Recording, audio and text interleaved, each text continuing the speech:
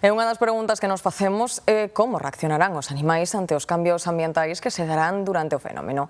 Falamos cun biólogo que nos apunta algunha resposta. Todos os seres que habitan a Terra van estar baixo os cambios ambientais que provocará a eclipse. A dúbida é como afectará a cada un. Algúns animais poden entender que se fixo de noite, como pode ser os paxaros, que poden deixar de piar ou volver a piar cando se faga de día, entre comiñas, non? Hai quen se pregunta polo nivel de protección que poden requirir tamén os animais. O can non vai mirar o sol, xa non o fai de acotío, non o vai a facer tampouco o día do eclipse. Algúns estudos falan de animais que poden ter tendencia a agruparse durante o fenómeno. Outros sinalan unha posible desorientación das abellas.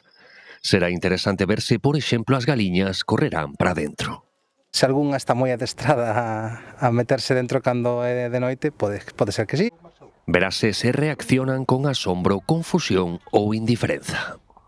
Algún animal que píe ou que faga cri-cri ou can que ou ve, pero non vai ser un cambio drástico nas súas vidas. Non o vai lembrar, digamos.